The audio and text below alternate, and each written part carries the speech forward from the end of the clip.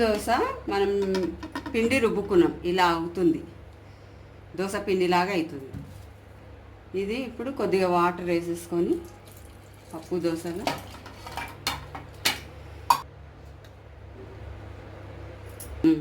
దోశలో తగ్గినంత salt వేసుకోవాలి. 1.5 వేసాను salt, 1.5 వేసుకున్నా. ఇలా కలుపుకోవాలి.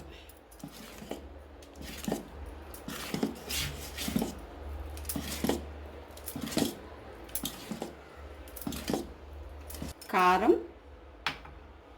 జీలకర్ర, ఆనియన్, ఉల్లిగడ్డ. దోశలు ఎలా వేసుకోవాలి ఇప్పుడు చూసుకుందాం. ఆనియన్కి ఒక స్పూన్ పెట్టుకొని ఆనియన్ ఇలా రుద్దుకోవాలి పెంకకి.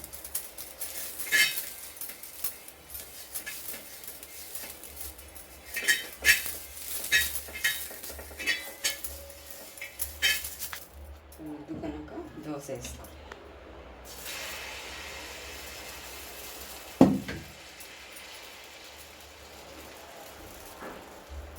ఆనియన్ దోశ మస్తు టేస్ట్ ఉంటుంది. పప్పు దోశ కదా, 4 రకాల పప్పులు కలిసినాయి కాబట్టి ఆరోగ్యానికి కూడా మంచిది.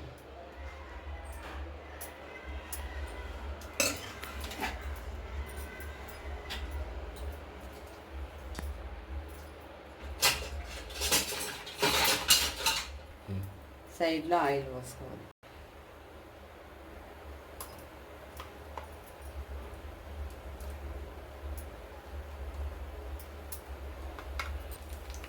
ఆనియన్ వేసుకోవాలి.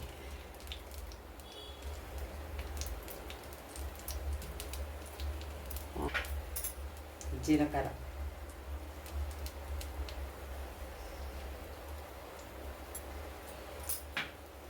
మన ఇష్టం ఉంటే పచ్చిమిర్చి వేసుకోవచ్చు, లేకుంటే కారం వేసుకోవచ్చు. కలర్ఫుల్గా కనిపిస్తుంది చూడండి, ఎమ్మీగా ఉంటుంది తింటే. ఇలా కట్ చేసేసుకొని ఒక స్పూన్ పెట్టుకొని పెంక మీద ఆయిల్ రుద్దుకోవాలి.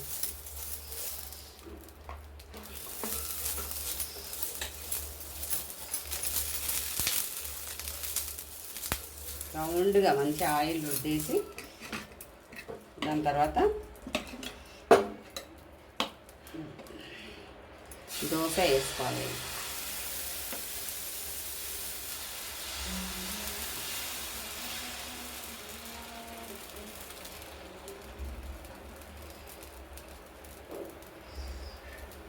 ఇలా వేసేసుకోవాలి.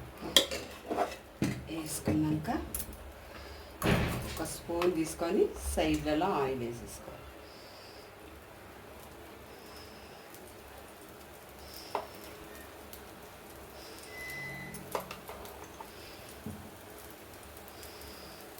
ఇలా వేసుకోవాలి. ఇంకా ఆనియన్ వేసేసుకోవాలి.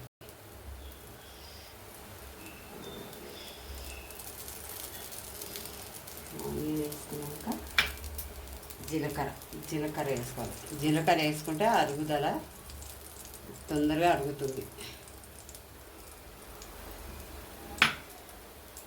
కొద్ది కారం టేస్ట్కి. ఆల్రెడీ దీనిలో పిండిలో సాల్ట్ వేసినాం కాబట్టి అవసరం లేదు.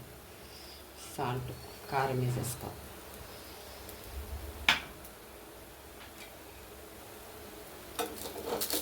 ఇలాగ అయినాక మంచిగా ఉడికినాక ఒక సైడ్ మళ్ళీ తిప్పుకోవాలి.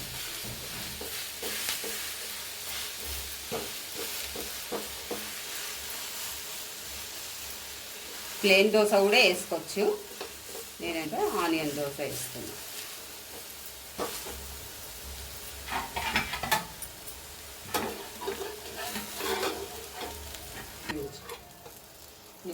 ఇలా వస్తుంది ఆనియన్ దోశ. మనం ఇలా ఫోల్డ్ చేసుకొని ప్లేట్లో తీసేసుకోవాలి.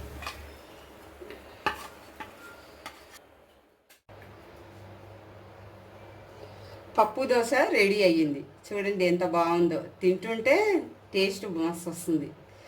మీరు రోజు ఇట్లా చేసుకొని తింటే ఆరోగ్యానికి కూడా మంచిది. దీంతోపాటు పచ్చడి, సాంబార్ కూడా వేసుకొని తినొచ్చు. Thanks thanks for watching. మా వీడియో మీకు నచ్చినట్లయితే లైక్ చేయండి, షేర్ చేయండి, సబ్స్క్రైబ్ చేయండి.